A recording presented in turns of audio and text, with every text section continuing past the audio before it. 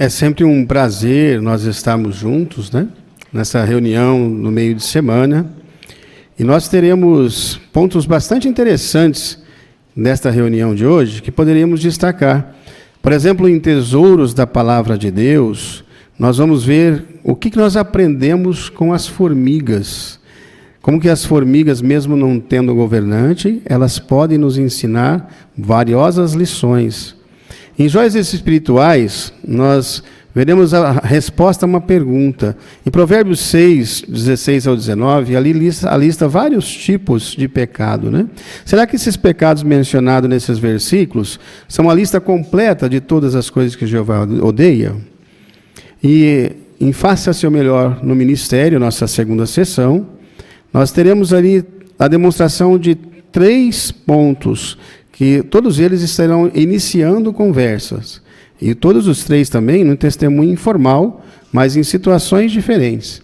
Vamos então dar atenção nelas e a fazer as nossas anotações, né? Para que nós possamos também fazer da mesma maneira nosso trabalho de pregação. Em nossa vida cristã, veremos um vídeo, a criação mostra que Jeová quer que você se alegre, animais fascinantes, necessidades locais, e, por fim, encerraremos com o estudo bíblico de congregação. Para dar início, então, à nossa primeira sessão em Tesouros da Palavra de Deus, nós ouviremos o irmão Kazuya Kanada, que discorrerá do tema O que podemos aprender com as formigas? Por favor, irmão Kazuya.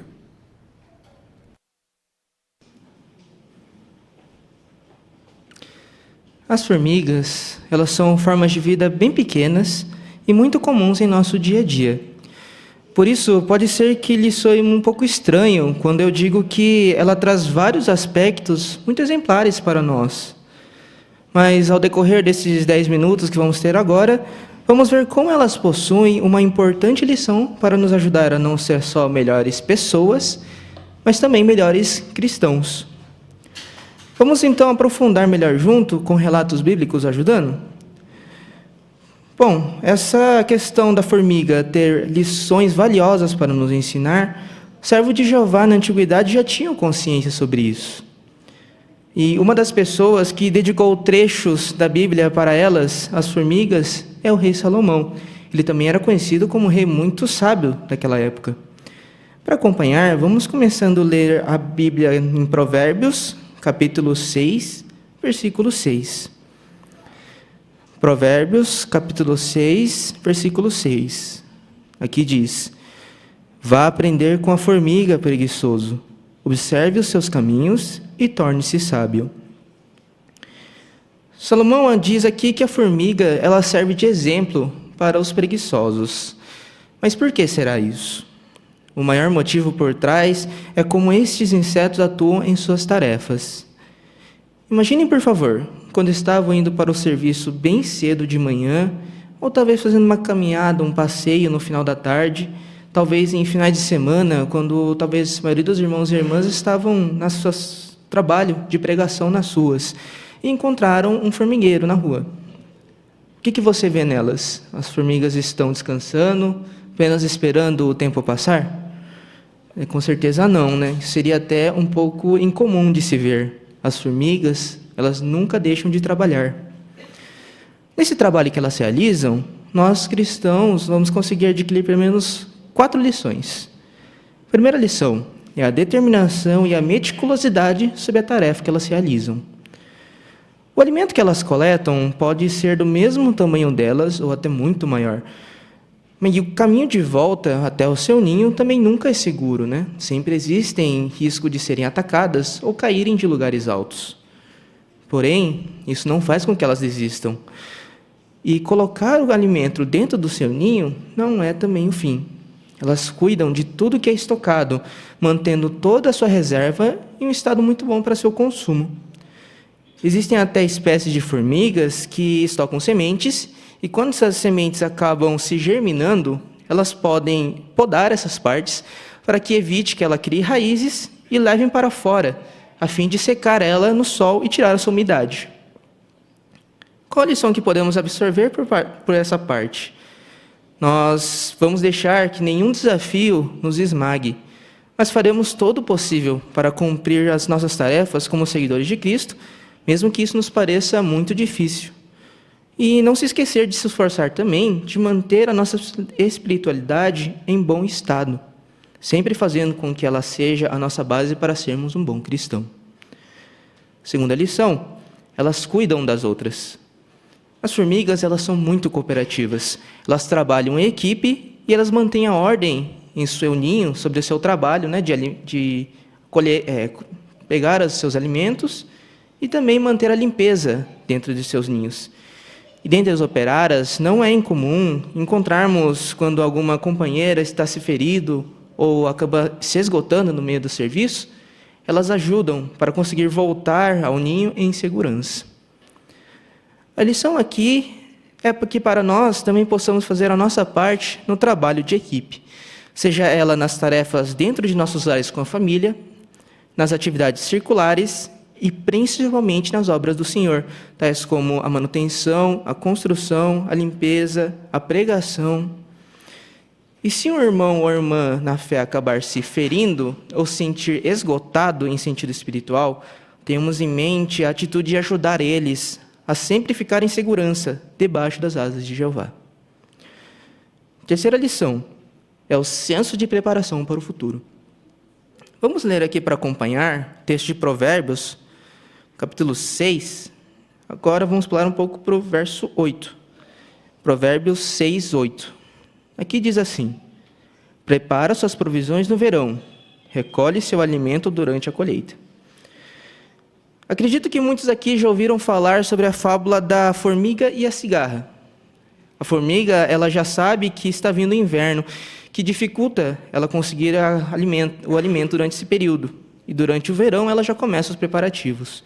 Isso acontece na vida real também, mostrando que, mesmo sendo por instinto delas, elas preparam para o futuro. E podemos ter essa mesma atitude também, de planejarmos e nos prepararmos para o que pode acontecer no futuro. A organização sempre nos incentiva a estar preparados para situações repentinas, como possuir a sua diretiva sobre a transfusão, ter a sua mochila de emergência, possuir um plano de reação quando formos atingidos por calamidades. Seguir suas orientações e se preparar, com certeza, ajudará em momentos difíceis que qualquer um pode passar nesses últimos tempos do fim. E também vale lembrar que também temos um inverno esperando no futuro, ou seja, a grande tribulação. Então vamos ter essa mesma atitude de preparo agora, que é fácil adquirir o alimento espiritual, para que no futuro tenhamos a nossa reserva de espiritualidade, dizemos assim, conosco para aguentar os momentos de perseguição que estão por vir. A última lição, qual é? É descrito na Bíblia também, Provérbios 6, agora voltamos um pouco para o verso 7. Provérbios, capítulo 6, verso 7. Aqui diz: embora ela não tenha comandante, chefe ou governante. Então aqui pondera que as formigas não possuem nenhum gestor, um líder, um coordenador que ficam mandando o que devem e não devem fazer. Mas mesmo assim, elas sempre se comprometem com o seu trabalho. E podemos ser assim também, mostrando o nosso melhor em qualquer atividade que é nos dado, tomando sua responsabilidade e mesmo tendo ou não alguém nos supervisionando. Vamos ver aqui a imagem que a apostila traz para nós. Aqui observamos as formigas trabalhando com base em todas as características que observamos agora. Primeiro que estão todas focadas em suas tarefas. As folhas que elas estão carregando podem ser pedaços de uma folha que era muito maior, mas com o trabalho de equipe, eles estão conseguindo levar para o ninho.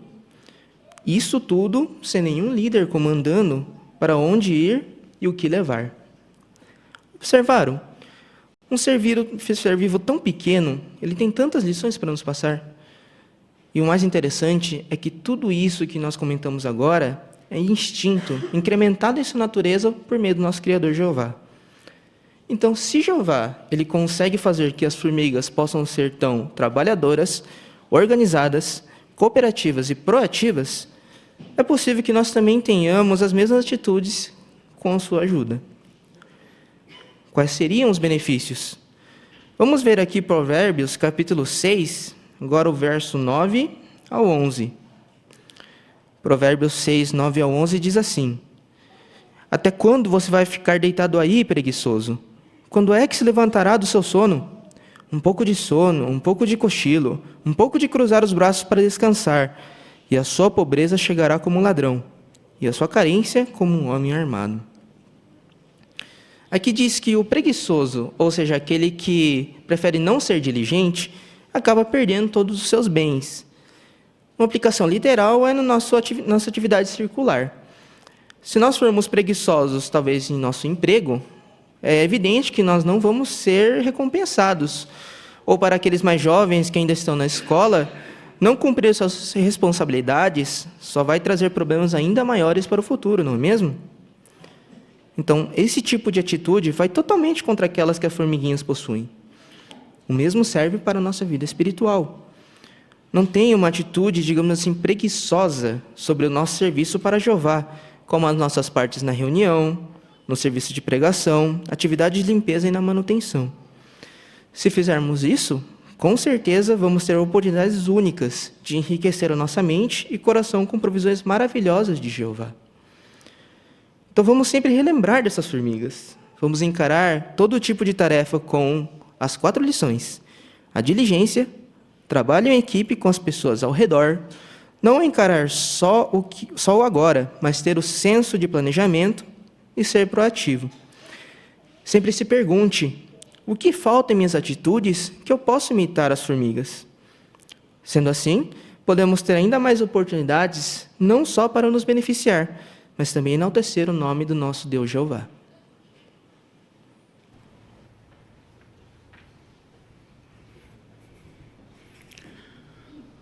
Muito obrigado, irmão Kazuya. Com certeza nós entendemos perfeitamente como é bom nós sermos trabalhadores e cooperadores também com esse discurso, né? Muito obrigado. Agora nós passaremos ao ponto 2, joias espirituais. E quem fará essa parte para nós é o irmão Welton Camargo.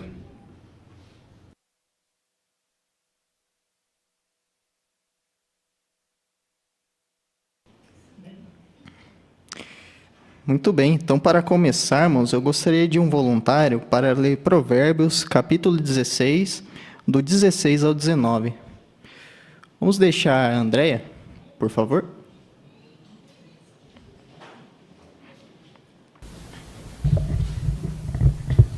Há 6 coisas que Jeová odeia, sim, 7 coisas que ele detesta: os olhos arrogantes, a língua mentirosa, mãos que derramam sangue inocente, o coração que planeja tramas perversas, pés que rapidamente correm para a maldade, a testemunha falsa que só fala mentiras e todo aquele que semeia discórdia entre os irmãos.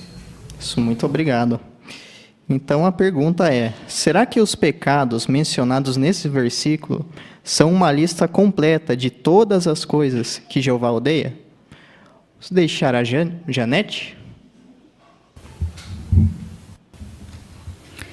Essas 7 categorias mencionadas pelo Provérbios, elas são básicas e abrangem quase todos os tipos de males que Jeová odeia. Sem dúvida, Jeová odeia todas elas, mas especialmente o tipo de pessoa que tem prazer em instigar briga entre os que, de outro modo, estariam assim em paz, que é arrumar assim, então, confusão ou intriga entre os irmãos. Porém, o aumento das coisas que Jeová odeia, de 6 para 7, que então sugere que não seja, que é toda a lista, né, completa, mas sim que os humanos, eles sempre estão aumentando as suas ações más. Isso, obrigado, irmã Janete. Ainda a irmã Luciene? É um outro ponto, quando a pessoa ela chega a entender, né, que Jeová ele encara o orgulho, a intriga, a mentira no mesmo nível do derramamento de sangue e de outros atos violentos, a pessoa ela passa a se sentir movida a fazer mudança, né, vitais nele mesmo. Então, o resultado vai ser melhores relações com os outros, com Jeová, e maior alegria cada dia na vida. Isso, muito obrigado. Vamos passar para a próxima pergunta. Que joias espirituais você encontrou na leitura da Bíblia desta semana? O irmão Enzo? Provérbios 6:8 fala das formigas, né, que elas preparam as suas provisões no verão e recolhem alimento durante a colheita. Isso me lembrou que há muito tempo atrás, desde muito tempo, a gente é incentivado a ter o kit de emergência. Então, eu tirei para mim que eu quero ser que nem a formiga, preparado para o que vai acontecer, e não deixar para agir de última hora numa emergência. Muito obrigado. Irmã Fátima, aqui na frente.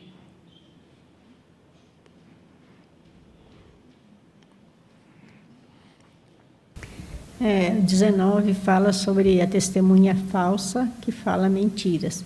Isso está incluído entre as coisas que Jeová odeia. Então, o que nós podemos fazer para não cair nessa armadilha? Temos em mente que tudo aquilo que Jeová odeia, que inclui a mentira, o mexerico, que vai causar divisão na congregação, nós também temos que odiar. Se fizermos assim, não cairemos nessa armadilha.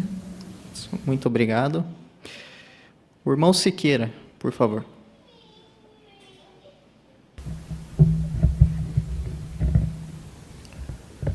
Provérbios 6:32 tem uma declaração interessante do sábio Salomão.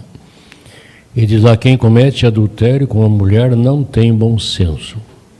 O que exatamente quer dizer isso? O que isso quer dizer é o seguinte: o homem falto de coração não tem bom critério, visto que ele acaba arruinando a sua própria vida ou a sua própria alma. Por fora ele talvez pareça ser uma pessoa de boa reputação, mas quando se examina ele por dentro, há uma grave falta de desenvolvimento correto. Muito obrigado. Aqui na frente, irmã Rosângela.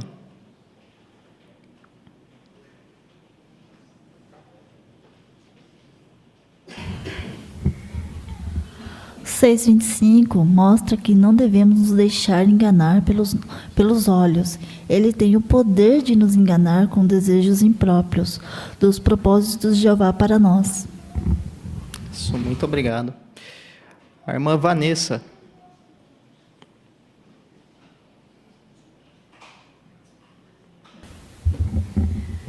Do 1 ao 3 mostra ou aconselha a não se envolver nos tratos comerciais de outros, especialmente de estranhos, que os israelitas deviam amparar o irmão que ficou pobre e financeiramente fraco, mas alguns israelitas empreendedores se envolviam em especulações comerciais e conseguiam apoio financeiro por convencer outros a prestar fiança por eles, tornando-se assim responsáveis. E hoje pode ser que alguém exija um avalista para um empréstimo. Então, é imprudente comprometer-se assim apressadamente a favor de outros, porque isso pode servir de laço financeiro, dando um mau nome perante bancos e outros credores. Muito obrigado. O irmão Paulo, aqui na frente.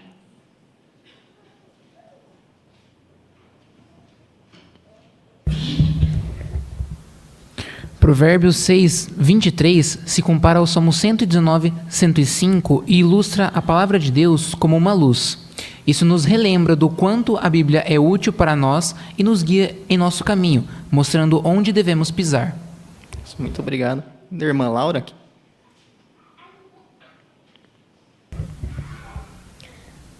O texto de Provérbios 6:20 diz que os nossos pais dão conselhos para nos guiar no melhor caminho. E se guardarmos esses conselhos no nosso coração, a nossa chance de sermos felizes vai aumentar. Muito obrigado. Vou deixar o irmão Israel.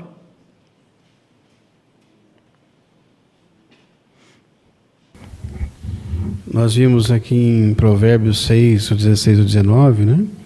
Alguns pecados que a Bíblia diz que Jeová odeia, né? Ou detesta certos tipos de comportamento. Mas nesses casos a Bíblia também usa a palavra odiar para falar de um forte sentimento de reprovação dessa atitude ruim da parte de Jeová. E também ela mostra que Deus ele está disposto a perdoar e ajudar as pessoas que querem mudar o seu modo de vida e também fazer o que ele diz que é certo. Muito obrigado. Ainda irmão Adriano. No versículo 14, nós encontramos a descrição de um homem que semeia discórdias. E quando a gente observa os versículos de apoio às referências cruzadas, Diz que é o tipo de pessoa que com as suas palavras, com a sua conversa, acaba separando bons amigos. De fato, isso nos faz pensar, não é? Sobre o teor de nossas conversas, como usamos nossa língua ao referir-nos a outras pessoas. Será que nós estamos edificando, realçando as boas qualidades que a outra pessoa tem, ou talvez temos a tendência de destacar as falhas e colocar dúvidas na mente de outros? Então é importante que a gente faça a escolha certa. Muito obrigado. Irmã Ana Rosa? Provérbios 6,15 fala a respeito do mentiroso, né? Quando ele é exposto, sua reputação é logo arruinada. E aí ninguém confia mais nele. E o seu fim também é desastroso, porque todos os mentirosos estão alistados entre os que terão a morte eterna. Aprendi então que devemos comportar-nos honestamente em todas as coisas, para que a nossa vida também não seja arruinada, assim como os mentirosos. Muito obrigado. Se deixar a irmã Kaline, um último comentário. Ainda falando sobre o 16, que menciona 7 coisas que Jeová detesta, essa lista ela não abrange todos os pecados, a gente sabe, mas ela representa categorias de erros que incluem ações e palavras que até mesmo pensamentos errados. E, por outro lado, a ideia dos 7 pecados capitais, ela não vem da Bíblia, e ela sim foi consolidada pelo Papa Gregório I. Então, em vez de nos prender a lista de fixas ideias, né, de erros, a gente deve sim usar a Bíblia, deixar que a Bíblia nos guie e usar o discernimento e os nossos princípios que temos de Jeová para assim evitar tudo que nos afasta dele. Isso, muito obrigado, irmã Kaline, e a todos também pela excelente preparação.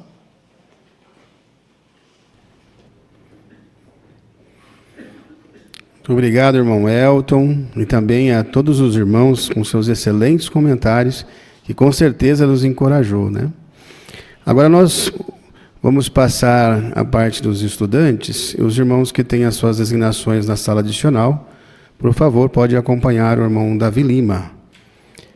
E aqui no salão principal, nós teremos a leitura de Provérbios capítulo 6, versículos do 1 ao 26. E quem fará a leitura para nós é o irmão Bruno Santos.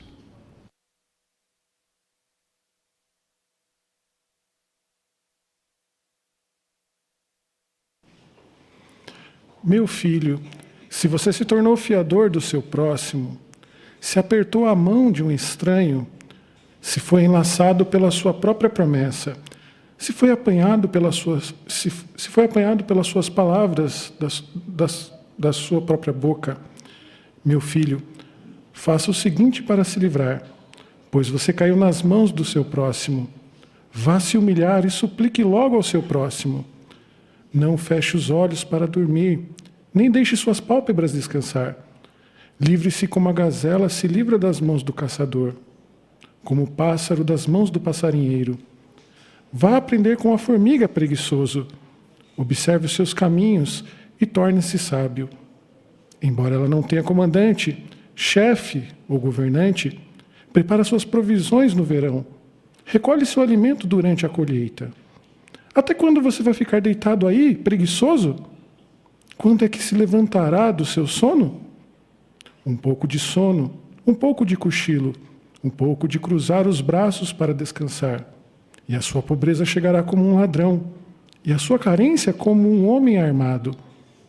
O homem que é mau e imprestável vive falando mentiras, pisca o olho, faz sinais com o pé e gesticula com os dedos. Com um coração perverso, está sempre tramando mal e semeando discórdias.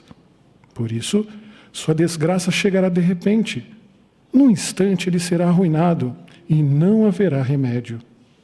Há 6 coisas que Jeová odeia. Sim, 7 coisas que ele detesta.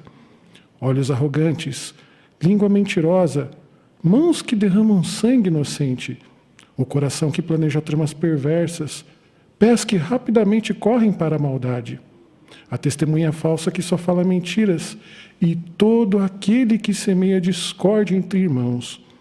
Meu filho, obedeça ao mandamento do seu pai e não abandone a instrução da sua mãe. Amarre-os sempre no coração. Coloque-os em volta do pescoço. Quando você andar, eles os guiarão. Quando se deitar, vigiarão sobre você. E quando acordar, falarão com você. Pois o mandamento é uma lâmpada e a lei é uma luz. E as repreensões da disciplina são um caminho para a vida. Eles o protegerão da mulher má, da língua sedutora da mulher imoral. Não deseje no coração a sua beleza, nem se deixe seduzir pelos seus olhos provocantes, pois a prostituta deixa o homem reduzido a um pedaço de pão, ao passo que a adúltera caça uma vida preciosa.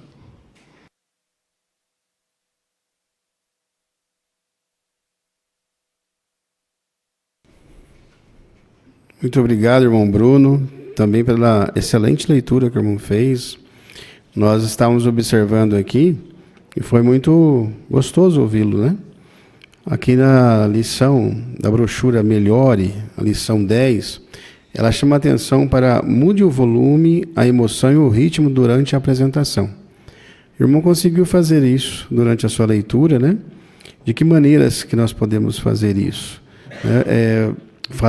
Usar a emoção, o ritmo variados, para que você possa transmitir de modo claro os sentimentos. O irmão conseguiu fazer isso por várias vezes, né? Por exemplo, no terceiro ponto aqui diz: varia a emoção. Mude a emoção da sua voz de acordo com o sentimento que você quer transmitir, como, por exemplo, alegria, ansiedade, tristeza. E o irmão conseguiu fazer uma leitura que realmente transmitiu todo o sentimento, ou deu vida à leitura, né? Muito obrigado pela excelente leitura que fez, e é assim que nós queremos também fazer, né? Transmitir com o sentimento correto para os moradores também o que nós lemos para eles, né? Obrigado. Agora nós vamos passar a nossa segunda sessão, Faça Seu Melhor no Ministério. E nós vamos dar atenção aqui à irmã Joelma e à irmã Giovana Brizola, que elas vão demonstrar para nós o Iniciando Conversas, o ponto 4, né? Um testemunho informal. Vamos dar atenção às nossas irmãs.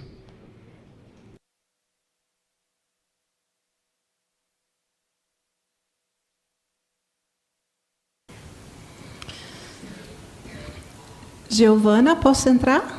Tia, claro, entra. Que surpresa boa. Nem acreditei quando a secretária falou que era você. Veio de longe me visitar. Pode te sentar, fica à vontade. A propósito, que belo empreendimento esse seu e do seu marido, hein? Puxa vida. Eu vim te ver porque bateu saudade, né? Já faz 1 ano que você mudou, estava fazendo as contas. Foi um pouquinho depois da celebração, tá chegando outra. Pois é, passou tão rápido. Eu e o Gustavo estamos trabalhando tanto que eu nem vejo o tempo passar. Nem dá pra gente conversar direito, né, tia? A gente se fala mais pelo celular. A casa aqui do condomínio é muito boa, você vai ver, mas é longe de tudo, inclusive do salão. E como eu tenho que ir sozinha, eu fui só uma vez depois que eu mudei. Eu me lembro com tanta saudade das nossas atividades. Eu lembro da última parte que a gente fez, do serviço de campo. Eu também tenho saudade, tia, sabe? Esse empreendimento mudou muito o nosso padrão de vida para melhor. Mas cuidar da casa enorme, marido e trabalho, eu não tenho força para ir no salão. Eu entendi, não tá fácil, né, Gi? Mas você se esqueceu de Jeová? Diz para mim. Não, tia, de jeito nenhum. Mas eu tô tão esgotada e chateada também, porque eu sabia da armadilha do materialismo e mesmo assim eu caí. E eu sei que Jeová deve estar triste comigo porque eu esfriei. E eu acho que eu não mereço o perdão dele. Gi, na verdade, nenhum de nós merece o perdão de Jeová. Tudo só é possível por causa do amor que Jeová e Jesus têm por nós. Veja aqui as palavras de Jesus para você em Mateus 11, 28 e 29. Você tem um aplicativo no celular? Tenho sim. Você pode ler para nós, por favor? Venham a mim todos vocês que estão trabalhando duro e estão sobrecarregados, e eu os reanimarei. Tomem sobre vocês o meu jugo e aprendam de mim, pois sou de temperamento brando e humilde de coração, e acharão revigoramento para si mesmos. Que texto mais lindo, tia. Jesus está chamando você, Gi. Ele está sabendo que você está esgotada, que você está trabalhando duro. E sabe, quando nós nos arrependemos, Jeová nos perdoa, não porque a gente fez algo para merecer, mas porque nos ama muito. E lembre-se sempre, Gi, Jeová providenciou o resgate não para pessoas perfeitas, que nunca erram, mas para pecadores arrependidos. Nós vimos as palavras de Jesus, vamos ver as palavras de Jeová agora. Está aqui em Ezequiel 34, 11 e 12. Você pode ler, por favor? Leio sim. Pois assim diz o soberano Senhor Jeová: aqui estou, e eu mesmo vou procurar as minhas ovelhas e cuidar delas. Cuidarei das minhas ovelhas assim como um pastor que encontra as suas ovelhas que estavam espalhadas e cuida delas. Outro versículo bonito, né? Jeová está procurando as suas ovelhinhas, Gi, procurando você. E para que a gente não esqueça disso, do amor dele por nós, é que ele providenciou esses eventos na época da celebração. Eu estou com um convite aqui. O discurso bíblico especial vai falar no dia 4 de abril, daqui a 2 dias, sobre se é possível encontrar a verdade. E a celebração da morte de Jesus, no dia 12, a gente vai ser relembrada do enorme amor que Jeová e Jesus têm por você, de como você é importante para eles. E eu fiz alguns arranjos para passarmos esses dias juntas. O que você acha? Eu acho que vai ser ótimo, tia. Muito obrigada. Então, vamos ver no site o endereço daquele salão que você está perto da sua casa, o horário direitinho, a gente já se programa para ir.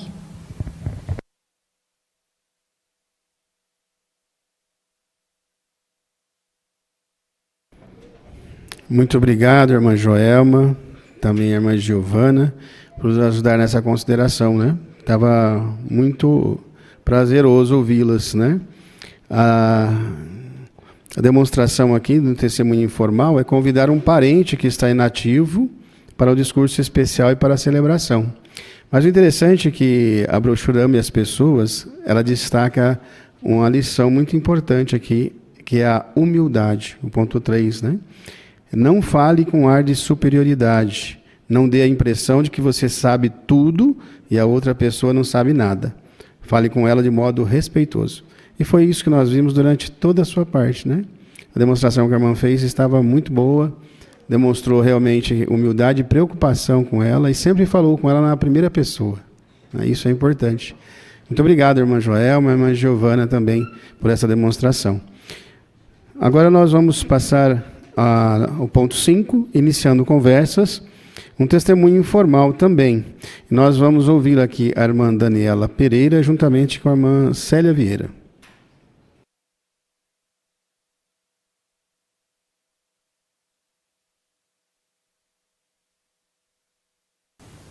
Que dia puxado, né, dona Célia? Eu vi que a senhora não parou um segundo aqui na empresa hoje. É mesmo, foi bem corrido, mas eu acho que a gente conseguiu concluir todos esses documentos, né? Conseguimos sim, deu tudo certo. A gente conseguiu até esse tempinho para parar, sentar um pouco e tomar um café, né? Verdade. Mas você me falou hoje cedo que queria falar comigo, o que aconteceu? Isso, eu quero mesmo. Dona Célia, esse é meu primeiro ano aqui na empresa, né? Eu já comentei com a senhora que eu sou testemunha de Jeová. Então, todos os anos, nessa época, nós nos reunimos para celebrar a morte de Cristo. Celebrar? Como assim? Isso. Foi isso que Jesus pediu que fizéssemos um dia antes de ele morrer, né? Ele pediu para que lembrássemos da sua morte, que teve um significado importante para a gente, que nos beneficia tanto. Então, todos os anos nessa época, uma vez ao ano, conforme Jesus instituiu, nós nos reunimos para celebrar essa ocasião tão especial. Entendi. E esse folheto aí é o quê? Eu trouxe para a senhora, esse convite é seu e da sua família. Legal. Dia 12 de abril, às 18h30. Mas espera aí, esse dia você vai estar aqui trabalhando, não é mesmo? Então, por isso que eu pedi também para conversar com a senhora. E já sei, já quer folga, né? Então, eu vim com essa ideia hoje cedo de pedir o dia de folga, dona Célia, mas no decorrer do dia eu vi o quanto a senhora está sobrecarregada, tem tanta coisa atrasada na empresa, né? Aí eu não queria lhe deixar na mão. Aí o que eu pensei? Já que a celebração ela é só às 18h30, olha, está até aqui no convite. Aí eu pensei assim, se a senhora conseguir me liberar umas 14 horas, eu já fico muito feliz. Nossa, que legal, Daniela. Você é a única funcionária que precisa de folga e está pensando em mim, né? Realmente eu estou sobrecarregada. Você vê que esse monte de papel aqui a gente tem que dar conta até o final da semana, né?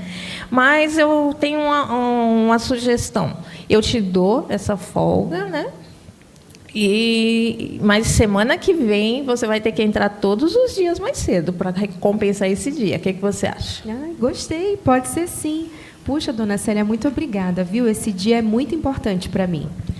Então, mas que bom que deu certo, né? Mas agora me fale mais um pouquinho sobre essa celebração. Claro. Deixa eu mostrar aqui no convite.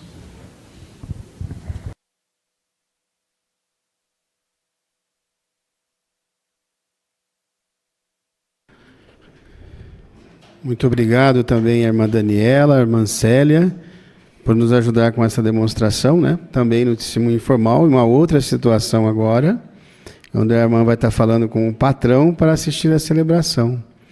E é importante nós pensarmos na lição número 3 aqui, e o ponto 3 também da brochura Minhas Pessoas, né? Aqui fala sobre a bondade. Então, como que nós podemos demonstrar empatia? Não é? É nos colocando no lugar da pessoa, imaginando como ela se sente. No caso, o seu patrão, vocês estavam sobrecarregados com o serviço, a sua falta com certeza faria diferença, não é? Mas a irmã conseguiu falar de uma maneira bem amorosa e também se colocou, quando a gente se coloca no lugar dela, nós vamos também ver o que poderia fazer para ajudá-la. Aí foi isso que a irmã fez. A irmã conseguiu uma alternativa para não deixar de trabalhar também e ser pesado ao patrão. E nós podemos ter isso em mente também. Foi muito boa a sua demonstração. É isso que nós queremos colocar em prática também, né? Quando falarmos com os nossos patrões. Agora nós vamos ver também uma outra demonstração, iniciando conversa, o ponto 6. Também um testemunho informal, agora convidando para o discurso especial e para a celebração uma pessoa. Quem fará essa apresentação para nós é a irmã Janaína, juntamente com a irmã Valesca.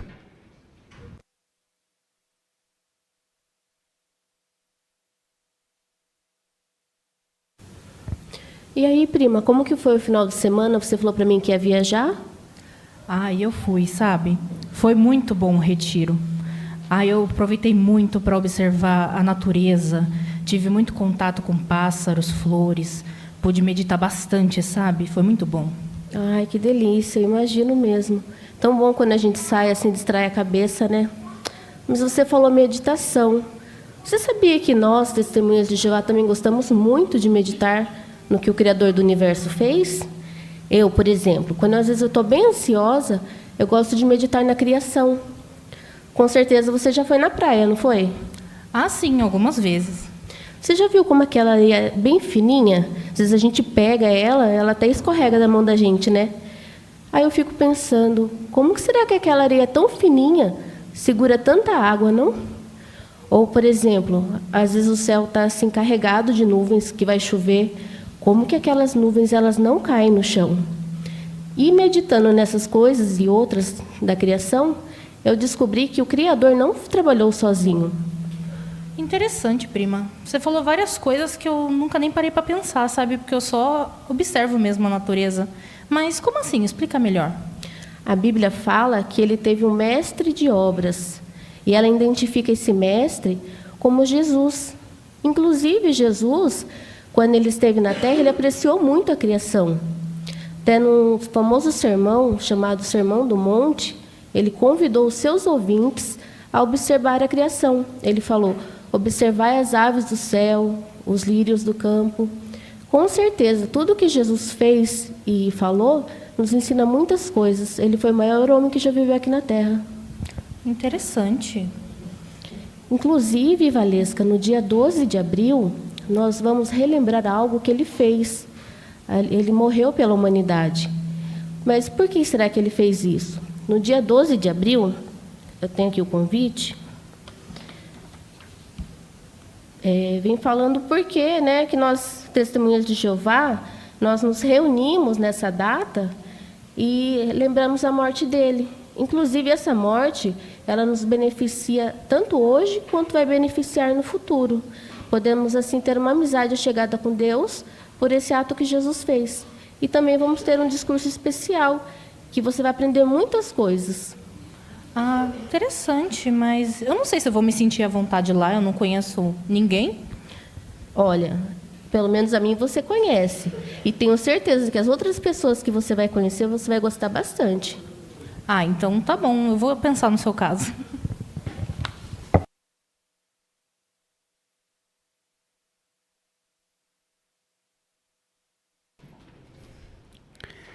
Muito obrigado, irmã Janaína, também a irmã Valesca, por fazer essa demonstração para nós. Nós estávamos curiosos, né? Como é que a irmã ia convidar para a celebração da morte de Jesus uma pessoa não cristã? E a irmã saiu muito bem, né? Foi muito boa a demonstração que as irmãs fizeram, né? A irmã mesmo falou da criação e meditar, e falou sobre um mestre de obra. E quem que era esse mestre de obra, né?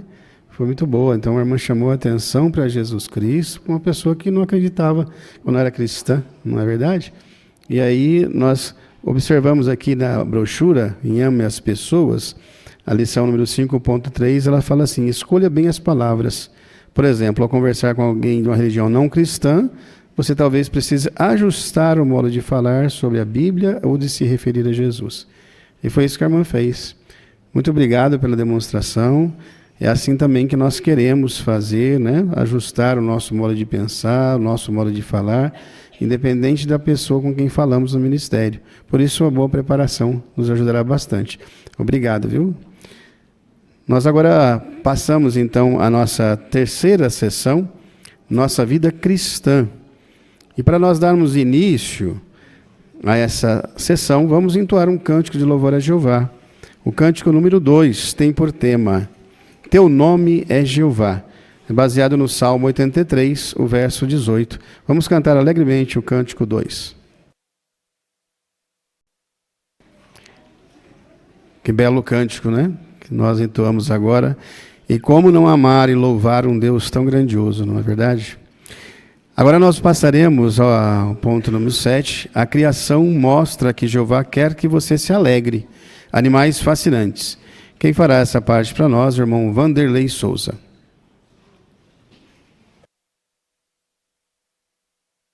Para darmos início então a essa parte, convidamos os irmãos a acompanharem um vídeo, conforme anunciado. A criação mostra que Jeová quer que você se alegre. Animais fascinantes. Realmente a criação de Jeová é algo muito fascinante, não é mesmo, irmãos? Agora pode nos ajudar com uma pergunta? O que os animais nos ensinam sobre Jeová? Irmã Rose, por favor.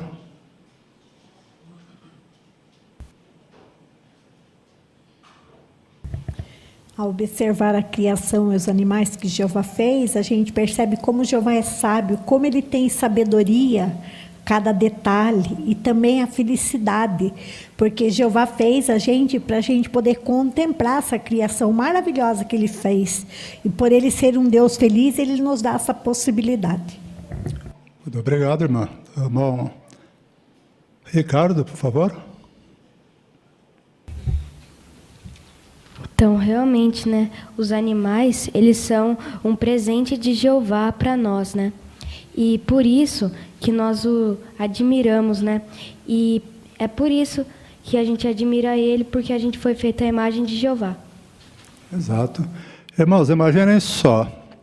Há mais de 30 mil variedades de peixes, cerca de 3 mil tipos de anfíbios, cerca de 5 mil espécies de mamíferos e mais de 9 mil espécies de aves. Os insetos, as mais numerosas das criaturas vivas na Terra, ascendem a cerca de 800 mil variedades. E os cientistas acham que talvez entre 1 e 10 milhões de variedades ainda restam a ser descobertas.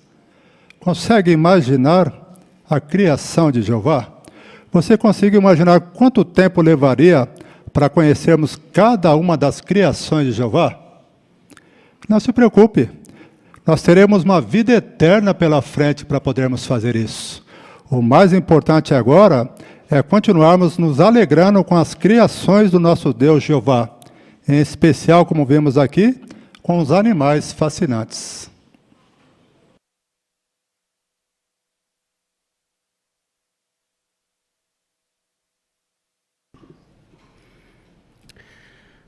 Obrigado, irmão Vanderlei, também por nos ajudar com essa consideração.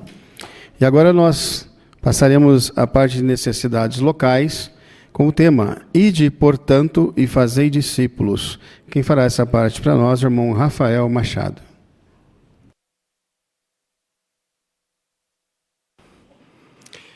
Você já sentiu a alegria que vem de dirigir estudos bíblicos? Ou dirigir um estudo bíblico? Já viu o brilho no olhar de uma pessoa que escuta uma verdade bíblica pela primeira vez? Ou quando essa pessoa escuta a respeito das promessas do reino, quando aprende sobre as qualidades de Jeová, quando percebe que Jeová ama a todos nós? Você já sentiu essa alegria? Agora, será que faz tempo que você não sente essa alegria? Ou você ainda não teve essa feliz oportunidade? Com certeza, todos nós gostaríamos de provar essa sensação. O caminho para se conseguir estudos bíblicos, ele depende de 3 etapas. Via de regra, não é muito diferente disso. Nós precisamos estar no ministério, estar trabalhando para Jeová e iniciando conversas. A segunda etapa seria voltar na casa das pessoas que estão interessadas e fazer revisitas.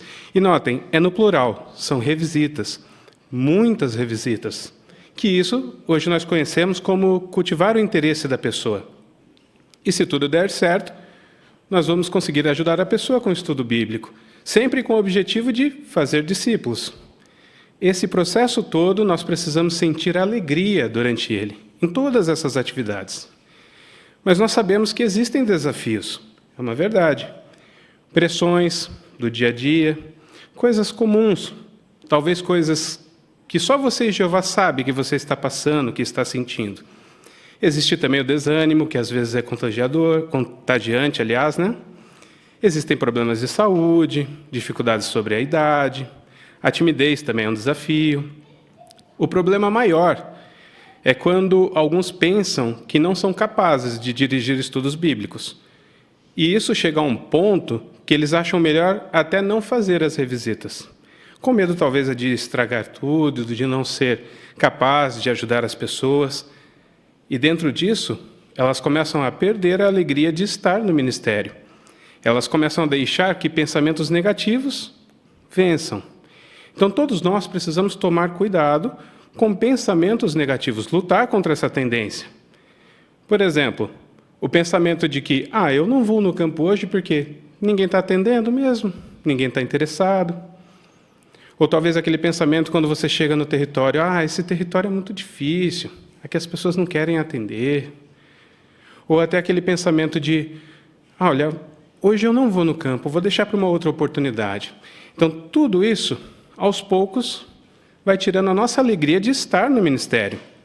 Agora, se por acaso você está enfrentando uma fase de desânimo a respeito de alguma dessas situações, se você está lutando contra pensamentos assim, tenha certeza de que é só uma fase.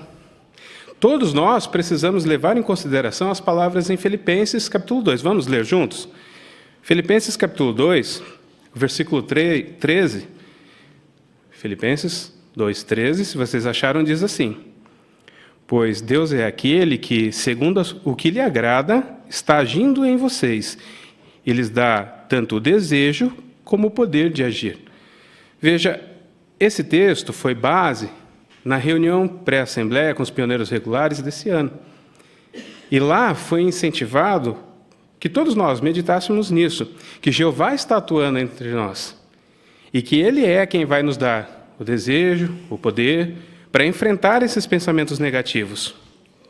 Mas é claro que nós entendemos como é a reação no nosso território. Muitas pessoas, às vezes, não estão em casa. Quando estão em casa, às vezes são apáticas, desinteressadas, ou estão ocupadas. Mas é verdade que, infelizmente, isso sempre foi assim. E a tendência não é melhorar. Por isso que nós precisamos pensar, refletir. Quantas vezes os profetas de Jeová sentiram a rejeição? Quantas vezes ignoraram Jesus ou os apóstolos? Muitas vezes, não é verdade? E nós precisamos seguir o exemplo de perseverança deles. Vamos ter uma ideia fixa em nossas mentes. Precisamos pôr no nosso coração e nossa mente. Eu vou apoiar o ministério. E quando nós estivermos juntos no trabalho de pregação, nós vamos procurar, identificar e ajudar aqueles que são semelhantes a ovelhas. É isso que nós realmente desejamos do fundo do nosso coração. E as mudanças talvez não partam do território ou dos moradores, e sim de nós. E Jeová vai nos ajudar nesse sentido. Nós não podemos deixar que nenhuma dificuldade nos impeça de alcançar o nosso objetivo. E o objetivo de todos nós sempre será fazer revisitas e conseguir abrir estudos bíblicos. O tema do nosso discurso é Mateus 28:19. Ide, portanto, e fazei discípulos. Então, esse ide é de ação. Precisamos nos mover a todo custo, continuar procurando, continuar identificando e ajudando essas pessoas. Veja, nós vamos no campo e iniciamos conversas. Nesse sentido, todos nós precisamos aproveitar as muitas oportunidades que nós temos, de casa em casa. Porque, veja, as outras modalidades, elas também dão possibilidade para que a gente possa começar um estudo bíblico. O testemunho que é feito com os carrinhos, testemunho público, cartas, telefone, até o testemunho informal nos ajuda a abrir portas. Mas já foi dito em outras ocasiões que o testemunho de casa em casa, de porta em porta, ainda é o que realmente abre a possibilidade de ter um contato com as pessoas. E nós precisamos orar especificamente sobre isso, para Jeová nos direcionar até aqueles que estão no território e que precisam dessa ajuda. As pessoas precisam ouvir a respeito da palavra de Jeová. Então, ore várias vezes sobre esse assunto. Se coloque à disposição de Jeová. O nosso irmão superintendente, ao nos visitar, ele disse uma coisa interessante, talvez vocês se lembrem. Ele falou especificamente isso. Peça ajuda a Jeová. Ore, Jeová, por favor, me dê forças para ser regular no campo. Me dê forças para conseguir fazer as revisitas. E se coloque à disposição, peça para ele, Jeová, eu quero ajudar as pessoas por meio do estudo bíblico. Vamos orar nesse sentido e meditar no texto que nós lemos, Filipenses 2:13. Aí nós vamos orar de novo e meditar mais profundamente nesses versículos. Porque o que agrada a Jeová, como o versículo falou para nós? A gente sabe, né? A gente sabe as expectativas que Jeová cria em todos nós. Então, vamos querer ser ferramentas na mão de Jeová para um fim honroso.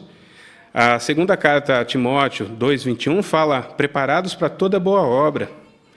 Mas tudo bem, agora você, então, se esforçou, conseguiu achar pessoas interessadas, e o próximo passo? Bom, vamos precisar identificar, lembra? Buscamos, agora vamos identificar. Como?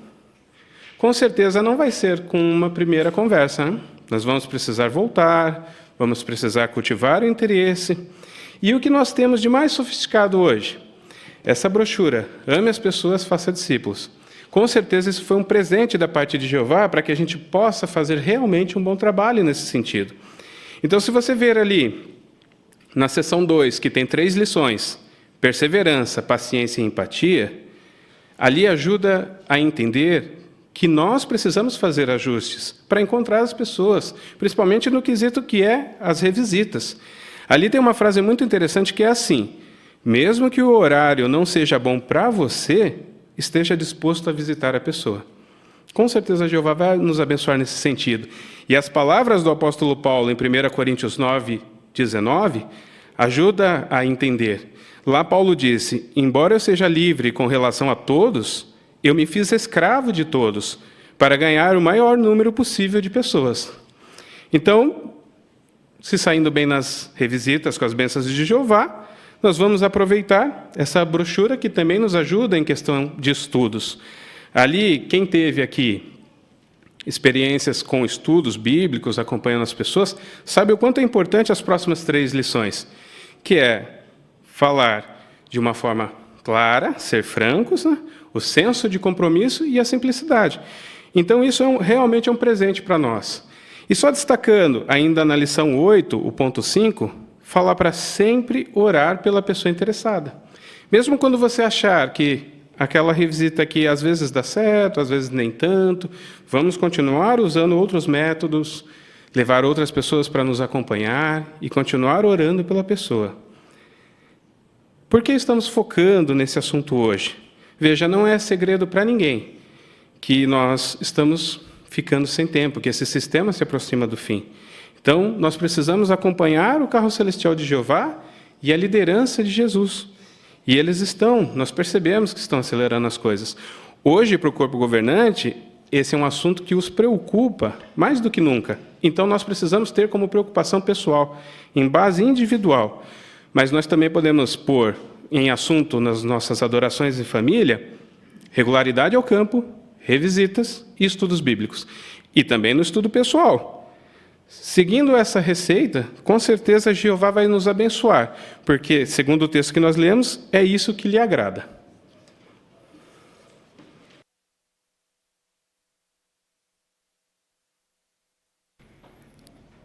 Muito obrigado, irmão Rafael, por nos ajudar também com essa consideração necessidades locais. E agora nós passaremos ao estudo bíblico de congregação. Nós daremos continuidade ao capítulo 24, parágrafos 7 ao 12, e o quadro também na página 193. Quem fará essa consideração para nós é o irmão Gustavo Brizola e o irmão Gustavo Gabriel Campos, que será o leitor dessa noite.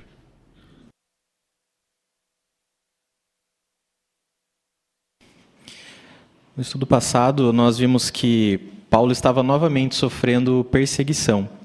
Ele agora estava preso sob a guarda de soldados romanos. Uma conspiração coloca a vida de Paulo em risco.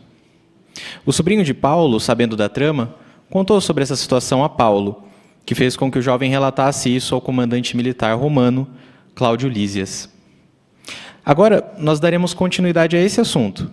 O que aconteceu após Cláudio Lísias saber da trama contra Paulo? Veremos como os direitos de Paulo foram violados, como ele reagiu e como nós podemos seguir o seu exemplo. Então, para iniciarmos com os parágrafos 7 e 8, nós contamos com a leitura do irmão Gabriel Campos. Ao saber da trama contra Paulo, Cláudio Lísias, que comandava 1000 homens, imediatamente ordenou que uma guarda militar de 470 soldados, lanceiros e cavaleiros, fosse formada para deixar Jerusalém naquela noite e levar Paulo em segurança a Cesareia. Uma vez lá, ele seria entregue ao governador Félix. Cesareia era a capital administrativa da Judeia e o lugar onde ficava o principal quartel das forças militares romanas dessa província.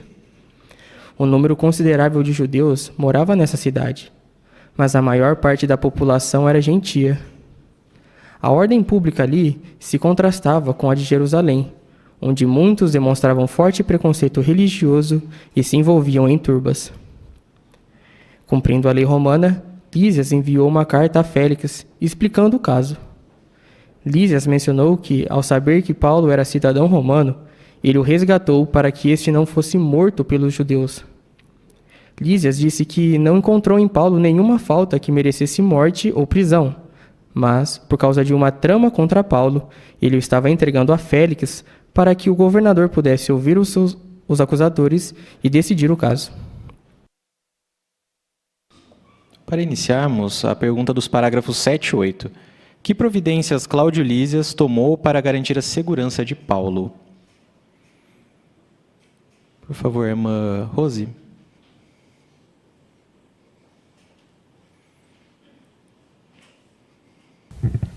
Ele ordenou que uma guarda militar de 470 soldados, lanceiros e cavaleiros fosse formada para deixar Jerusalém naquela noite e levar Paulo em segurança a Cesareia.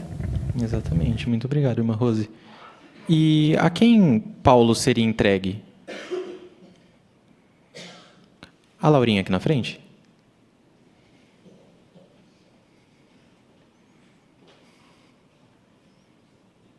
Paulo seria entregado ao governador Félix. Isso, muito obrigado. E agora nós vamos considerar um quadro, então, que fala a respeito dele. Félix, procurador da Judéia. O que aconteceu, então, no ano de 52 era comum, conforme nós temos aí nesse quadro. Quem gostaria de comentar para nós, por favor? A irmã Luciene? Por volta de 52 era comum, o imperador romano Cláudio designou Antônio Félix, um dos seus protegidos, como procurador ou governador da Judéia. Félix ele era um escravo libertado, que assim como seu irmão Palas, havia sido escravo da família do imperador. A designação de um escravo, ex-escravo, para o cargo de procurador, com poderes militares, era algo sem precedentes. Muito obrigado. E por causa da influência do seu irmão, o que Félix acreditava? O irmão Nilson?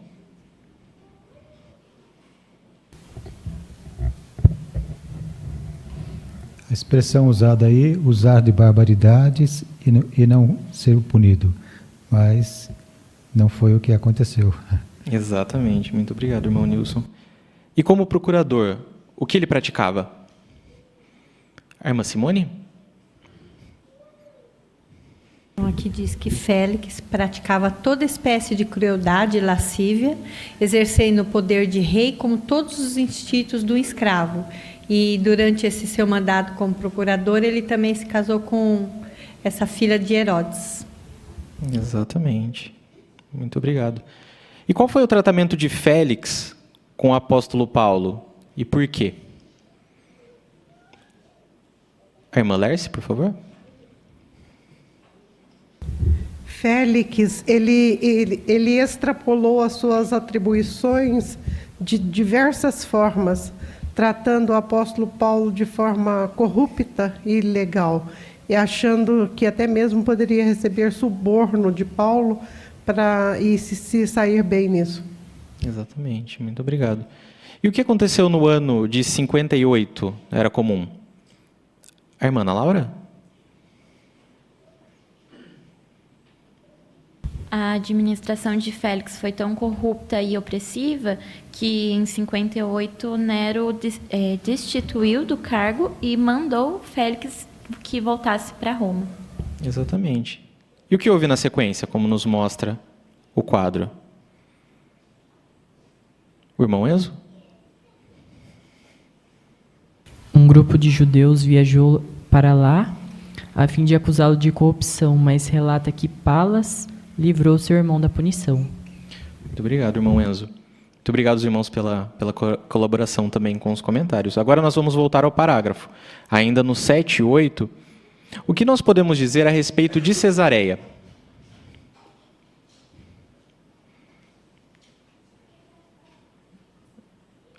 A irmã Marina, por favor.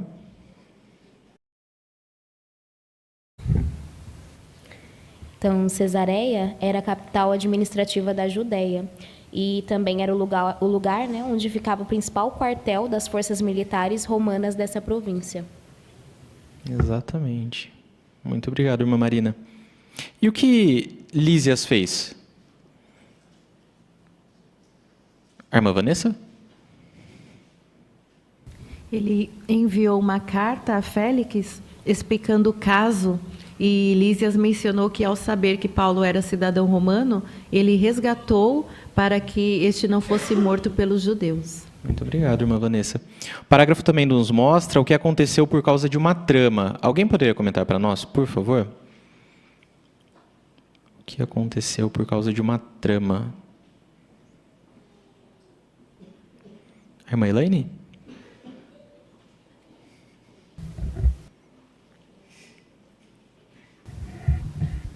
Então, Lísias, nessa carta, né, que ele escreveu, ele também mencionou que não encontrou nada, né, de errado em Paulo, né, que merecesse morte e prisão, mas por causa dessa trama, né, de que queriam matá-lo, é por isso que ele estava, então, enviando lá para Félix, né, para que ele pudesse então ser ouvido e que Félix decidisse o caso.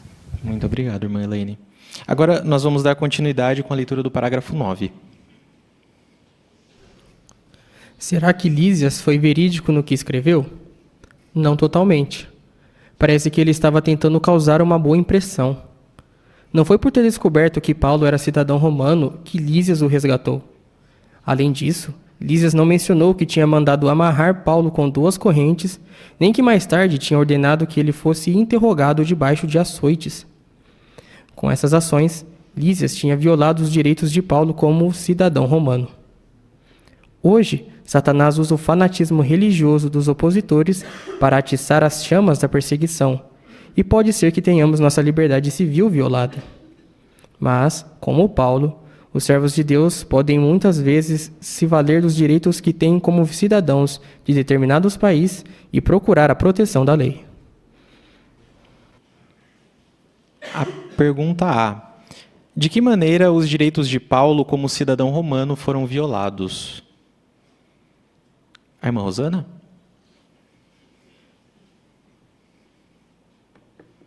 Paulo, ele não havia comprado esse título. Na verdade, ele tinha nascido como cidadão romano. Então, foi violado quando esse comandante ele pressionou Paulo. Ele mandou acorrentá-lo e ele foi investigado sobre açoites. Foi nesse momento que foi violado. Exatamente. Muito obrigado, irmã Rosana. E será que Lísias foi verídico naquilo que ele escreveu? A irmã Lércia? Ele não foi verídico de forma alguma. Ele só estava tentando causar uma boa impressão. Exatamente. Muito obrigado, irmã Lércia. Ainda a irmã Luciene? E é interessante que no relato de Atos 22, o 24 e 25, né, ele fala no 24 sobre o açoitamento, né? Os romanos usavam um instrumento de tiras de couro com nós e com peças de metal e ossos presas, né, incrustadas ali para açoitar a pessoa. E isso foi evitado quando Paulo perguntou ali no 25 se era lícito, né, eles açoitar um romano, né, não condenado. Então Lísias ele ficou com medo e por isso ele levou ao Sinédrio para averiguar o caso de Paulo. Muito obrigado, irmã Luciene. Agora a pergunta B. Por que talvez seja preciso nos valer dos nossos direitos como cidadãos de determinado país? A irmã Janaína? Porque Satanás usa o fanatismo das pessoas para atiçar e perseguir o povo de Deus. Então, nós não podemos deixar que isso aconteça. Nós temos que procurar os nossos direitos, os irmãos, quando eles são presos ou são perseguidos, procurar os direitos e a proteção da justiça. Muito obrigado, irmã Janaína. E como hoje nós vemos essas situações acontecendo, essas situações citadas agora pela irmã Janaína? Alguém gostaria de dar um exemplo para nós? O irmão Siqueira?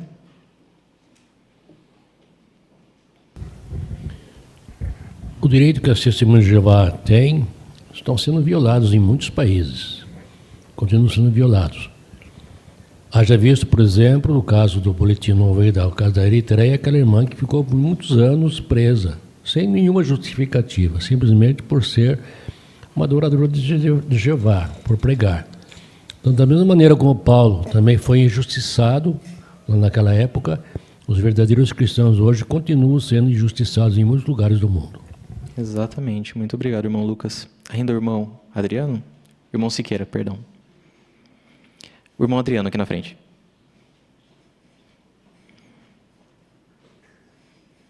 O parágrafo fala que, ao sofrerem essas violações, os irmãos e irmãs procuram utilizar a lei a favor deles. Então, algumas ações são movidas em determinadas cortes, não é? Na Europa, nas Américas e outros lugares, para que os irmãos possam, então, ter renovado os seus direitos que foram violados. Mas é claro que, devido ao fanatismo religioso muitos desses que deveriam fazer a lei vigorar a favor de seus cidadãos, porque nós, testemunhas de Jeová, somos cidadãos honestos, que pagam os tributos, que cumprem as leis, muitas vezes por causa desse fanatismo por trás, acabamos sofrendo algum tipo de sanção. Exatamente. Agora sim, irmão Lucas.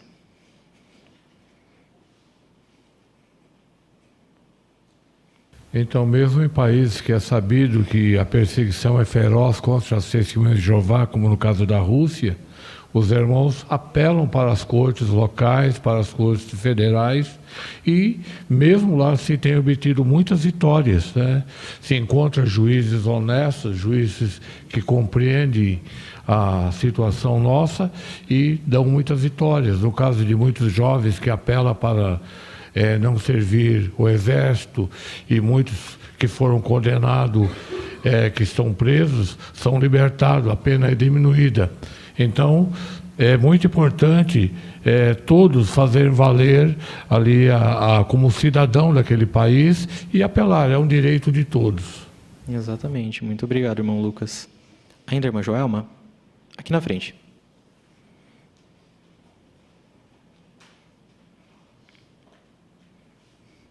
No nosso site jw.org, se nós clicarmos na seção Notícias e depois na lupinha CEDH, que é a Corte Europeia dos Direitos Humanos, nós vamos ver inúmeros e inúmeros casos onde nossos irmãos receberam liberdade de adoração, de poder servir a Jeová nesses lugares, através da decisão que foi levada ao mais alto tribunal.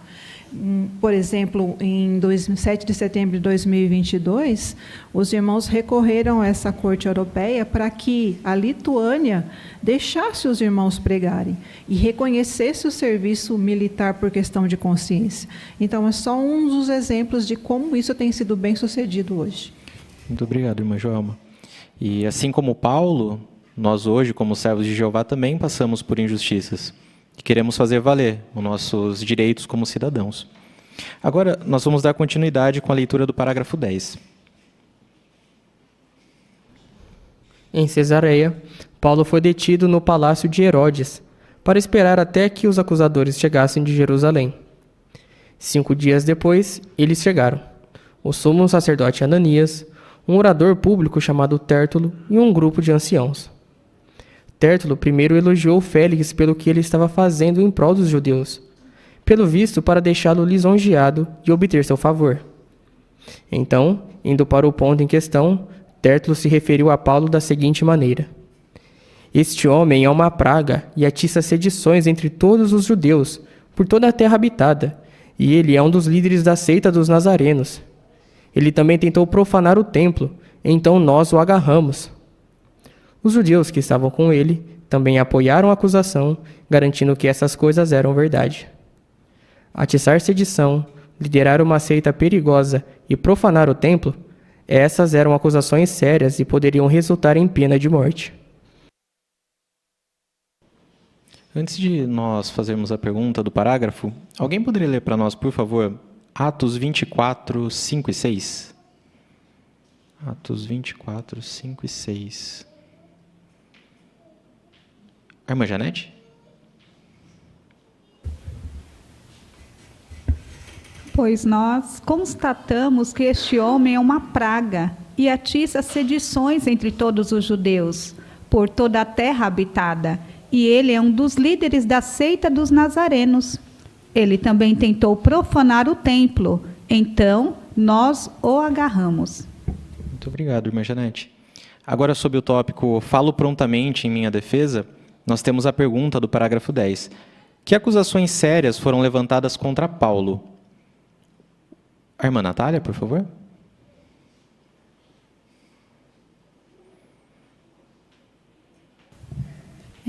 Primeiro, esse orador público chamado Tértulo, ele começou o seu discurso elogiando Félix pela paz que ele trouxe entre os judeus, o que era uma mentira.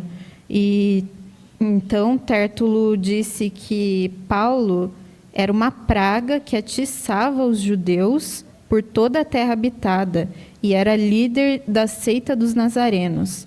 E ele também acusou Paulo de tentar profanar o templo, e por isso que ele tinha sido agarrado pelos judeus. E claro que os judeus concordaram e apoiaram todas as acusações de Tértulo.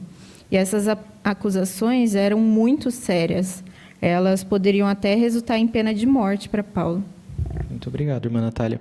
Ainda sobre esse ponto que a irmã Natália comentou, nós temos uma nota também que fala um pouquinho sobre a situação. A irmã Thaís, poderia comentar para nós? Tértulo, ele agradeceu a Félix pela grande paz que ele trouxe à nação, mas a verdade é que durante o governo dele houve menos paz na Judéia do que em qualquer outra administração até a revolta contra Roma. Também estava longe de ser verdade de dizer que os judeus eles tinham gratidão pelas reformas que ele havia feito. Na realidade, Félix era desprezado pela maioria dos judeus por ter tornado a vida deles mais opressiva e por usar de brutalidade para acabar com as revoltas entre o povo. Exatamente. Muito obrigado, irmã Thaís. Ainda no parágrafo, nos mostra um pouquinho sobre onde foi ele que Paulo ficou detido. Quem poderia comentar para nós?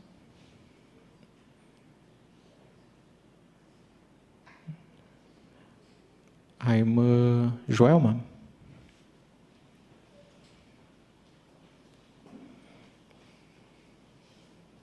O parágrafo disse que foi no palácio de Herodes, mas não achamos que ele ficou numa instalação muito boa. Ele certamente ficou ali no calabouço, né, desses lugares. E Tértulo, ele foi tão cirúrgico no discurso dele que a primeira coisa que ele acusou Paulo de sedição, essa palavra não é muito comum, mas se trocarmos ela por revolta contra uma autoridade constituída, fica fácil de entender, porque ele falou disso primeiro. Porque isso, Roma se preocupava muito que houvesse motins e a autoridade de Roma fosse questionada. Os outros argumentos foram relacionados à religião dos judeus, mas falar de sedição, sem dúvida, colocava a cabeça de Paulo em risco. Exatamente. Muito obrigado, irmã Joelma. Agora nós vamos, então, aos parágrafos 11 e 12. Paulo, então, teve permissão para falar. Falo prontamente em minha defesa, começou ele. Paulo foi taxativo ao negar todas as acusações. O apóstolo não tinha profanado o templo, nem tinha tentado atiçar sedição. Ele destacou que, na verdade, havia ficado fora de Jerusalém por vários anos e que tinha chegado com uma contribuição para os cristãos cuja pobreza talvez fosse resultado da fome e da perseguição. Paulo insistiu que estava cerimonialmente puro antes de entrar no templo e que se esforçava para ter a consciência limpa diante de Deus e dos homens.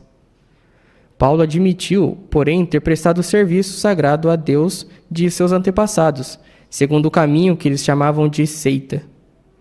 Mas ele insistiu que acreditava em tudo que está declarado na lei e que está escrito nos profetas, e que, assim como seus acusadores, ele tinha a esperança de uma ressurreição tanto de justos como de injustos.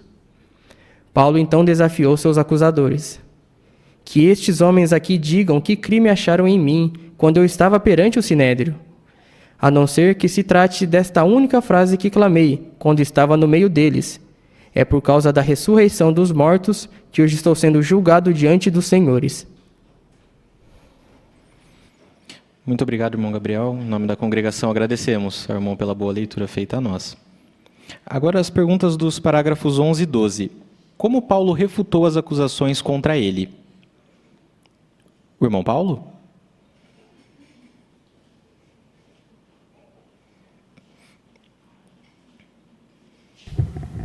Paulo começou mencionando que tinha ficado fora de Jerusalém por anos e que só havia voltado agora para entregar a contribuição dos irmãos aos que passavam fome na Judéia.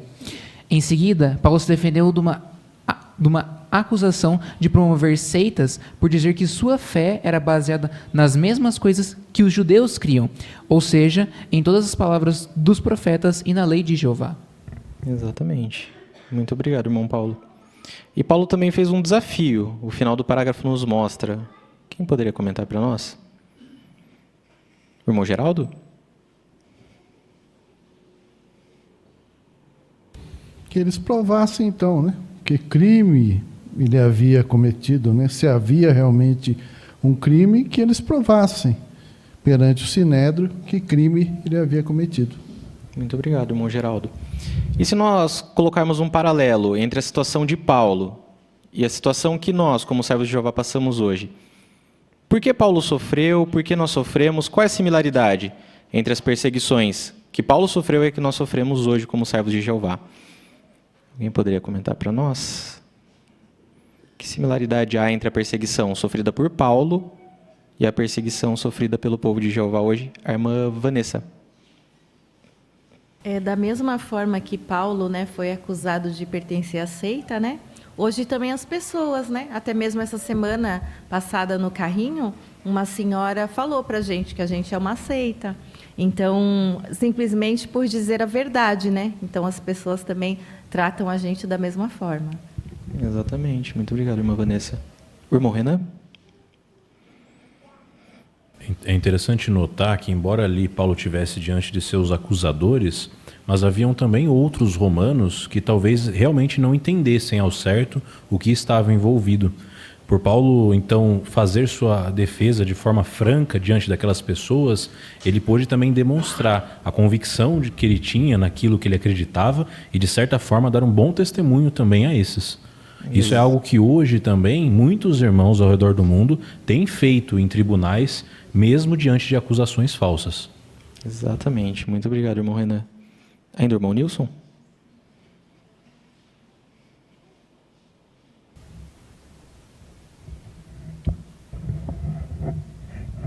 Nessa campanha de distribuição dos convites, então trabalhamos mais arduamente no campo. Então, alguns comentários negativos. Vocês fazem toda vez, todo dia estão aqui. Essa semana, uma senhora até mesmo mencionou que para não bater lá na casa dela, porque ela tem os cachorros, e os cachorros ficam irados, e aí, ao mesmo tempo, incomoda, diz que o pastor que mora vizinho dela, e ele reclama para ela. Então, para nós não passarmos mais lá, para não falar mais, porque está incomodando. Olha só, e realmente acontece. Muito obrigado, irmão Nilson. O irmão Adriano, ainda tem um ponto?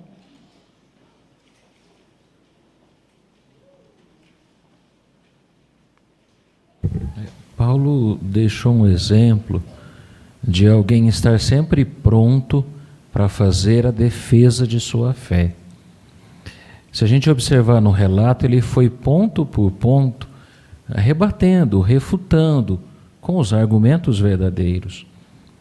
É claro que se nós estivermos diante de autoridades governamentais, queremos ter essa mesma atitude. Mas às vezes no nosso dia a dia, nós temos que nos defender contra ideias erradas que talvez alguns familiares nos apontem, talvez lá no local de trabalho, na escola, no nosso ministério, como já comentado. Então o importante é pensar como Paulo, pedir a ajuda de Jeová e respeitosamente fazer a nossa defesa. E ele fez isso de maneira corajosa, com convicção. Então é claro que às vezes nós seremos surpreendidos e podemos até ficar nervosos, mas Jeová vai nos dar o Espírito Santo para fazer a defesa com fervor. Exatamente. Muito obrigado, irmão Adriano. Então, nós vimos que foi citado pelo irmão Renan sobre os tribunais, pelo irmão Nilson no ministério. O Adriano citou também na família, na escola, em outras situações onde precisamos defender a nossa fé. Mas para nós conseguirmos defender, o que nós precisamos fazer antes? Exige o que da nossa parte? Para conseguirmos defender a nossa fé? A irmã Rose?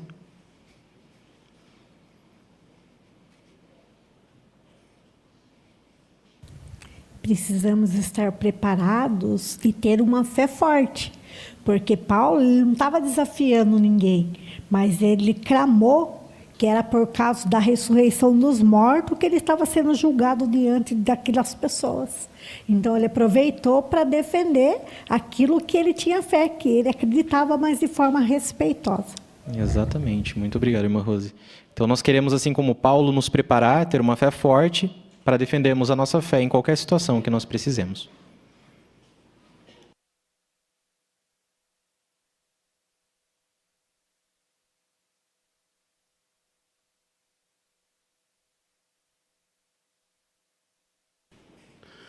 Muito obrigado também, irmão Gustavo, por nos ajudar com essa consideração.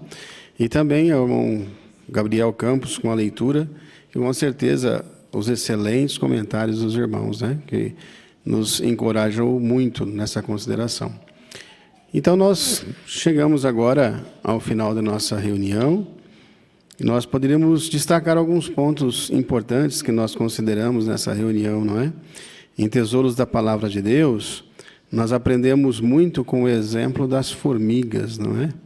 Ali nós observamos que, mesmo ela não tendo nenhum governante, elas agem por instinto, o instinto que Jeová Deus colocou nelas, para elas serem cooperadoras, trabalhadoras, e isso nos ensina muitas coisas, né? Que nós também podemos derivar de proveitos por observar a criação de Jeová, e observar as formigas, né? Nós não queremos ser preguiçosos, mas trabalhadores, nos empenharmos em assuntos espirituais, trabalhadores no campo, no ministério, na nossa vida secular, né? Muito proveito nós tiramos com essa comparação aqui feita com as formigas. Em Joias Espirituais, observamos aqui uma resposta bem interessante, né? Será que aquela lista de pecados descrita em Provérbios 6, do 16 ao 19, todas elas são os pecados que Jeová odeia? Nós vimos que não, não é? Na verdade, ela não é uma lista completa, mas sim que as pessoas também elas podem desenvolver umas condutas más durante a sua vida, o ser humano, né? Então, ela dá a entender que essa lista ela pode prosseguir, né? E faça seu melhor no ministério. Nós tivemos aqui 3 demonstrações muito práticas. Você conseguiu anotar? Anotou os textos bíblicos que nós podemos aplicar quando formos falar com um parente nosso que está inativo, talvez convidá-lo para um discurso especial e para a celebração? Se não consigo anotar, peça para que as pessoas, para os irmãos aqui que fizeram as demonstrações, que eles podem ceder para vocês, né? É muito importante nós fazermos essa anotação, porque nós queremos, né, irmão, dar o nosso melhor também e fazer o nosso melhor no ministério, né? Também como nós podemos falar com o nosso patrão, convidar as pessoas para um discurso especial também, ou um parente, né? E assim por diante. Em nossa vida cristã, nós observamos aqui quanta alegria nós sentimos por observarmos os animais fascinantes, né? Aprendemos com a criação de Jeová, somos felizes por tê-los, por ver, porque Jeová também o fez assim. Nos ensinou valiosas lições também. Necessidades locais, a importância de nós também dirigirmos estudos bíblicos, que é isso que nós queremos, né? Jesus Cristo nos deixou essa incumbência de fazer discípulos. Nós queremos também orar a Jeová para que nos saímos bem também nessa designação. No estudo bíblico de congregação, por fim, nós vimos o exemplo do apóstolo Paulo. Nós também precisamos estarmos bem preparados para defendermos a nossa fé e, se for necessário, nos defendermos também como cidadãos. Por isso, nós queremos sempre nos valer da organização de Jeová, que nos instrui tão belamente. Nós temos somente um anúncio para a congregação, que na próxima reunião, na verdade, não na próxima reunião, né? Que o vídeo do Boletim do Corpo Governante, número 2, 2025, ele será mostrado na reunião de 7 de abril, na semana de 7 de abril, no lugar da parte de necessidades locais.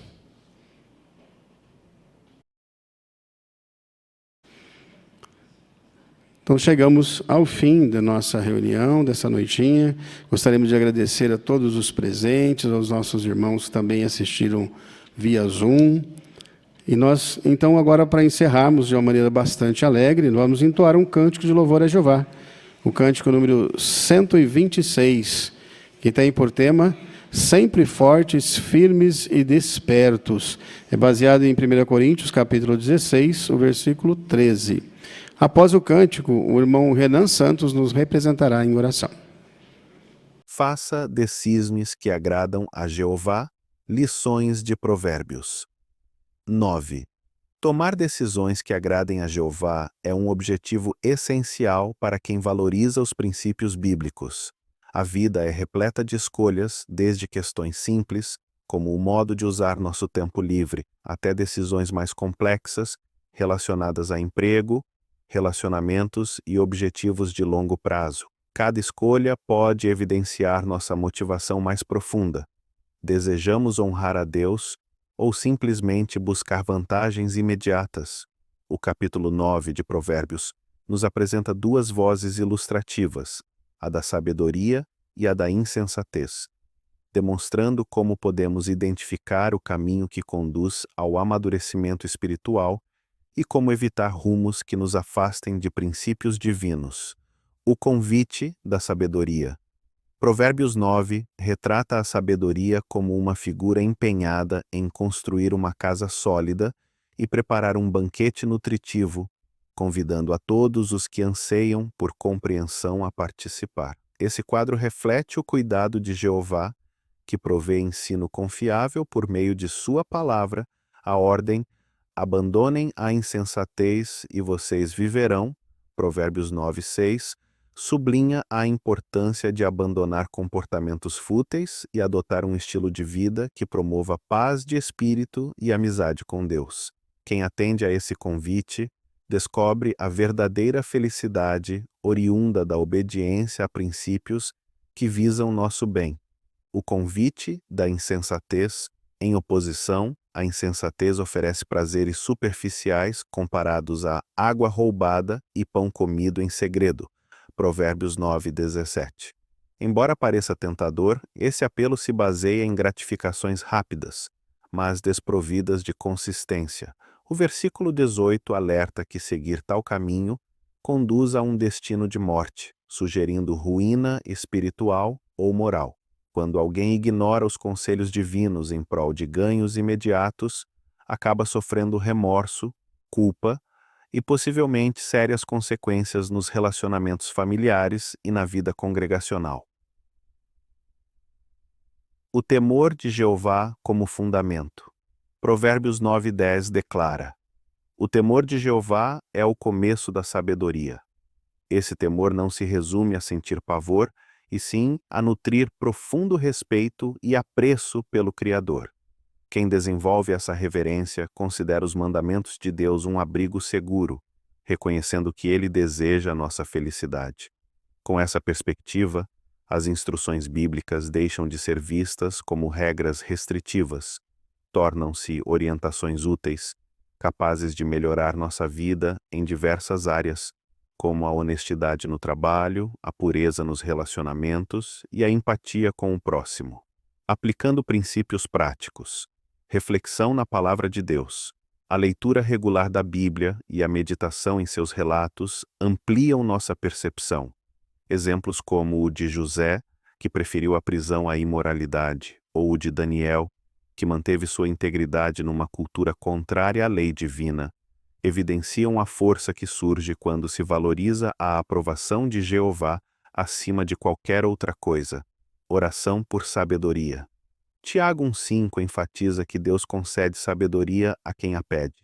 A oração sincera, acompanhada de esforço pessoal, clareia nosso raciocínio em momentos críticos.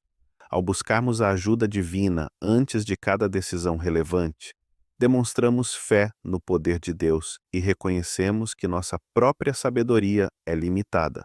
Buscar conselho de irmãos maduros. Encarar problemas sozinho pode levar a uma visão distorcida.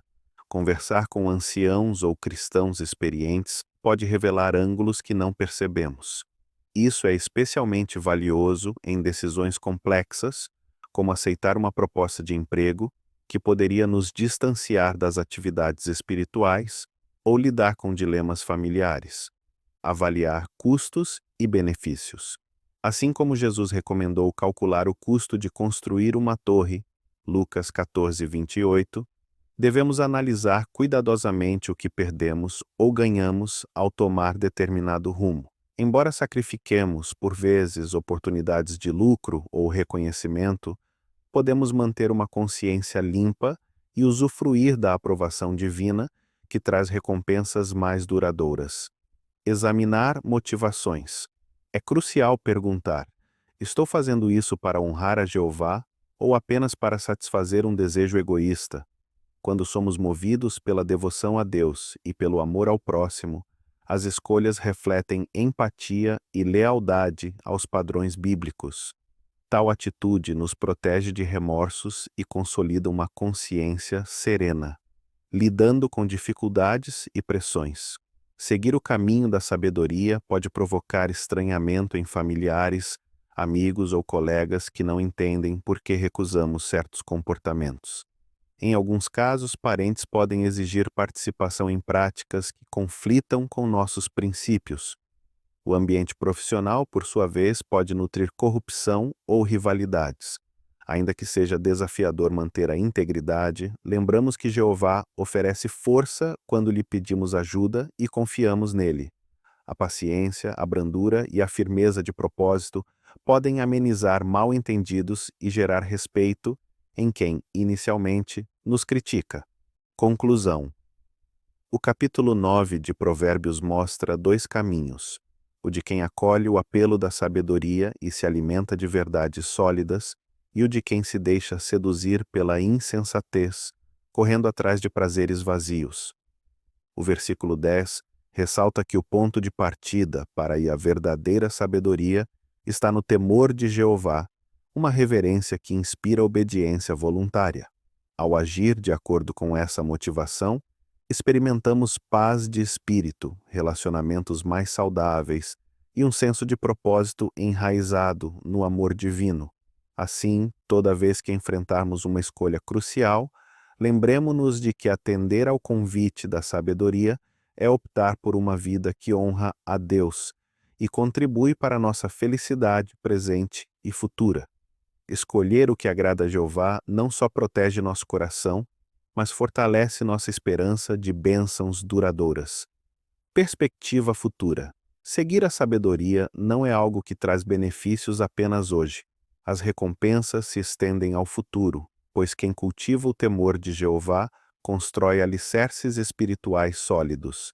Mesmo enfrentando provações, essa pessoa encontra consolo e direção na palavra de Deus, fortalece laços de amor com outros crentes e mantém viva a esperança de ver cumpridas as promessas divinas.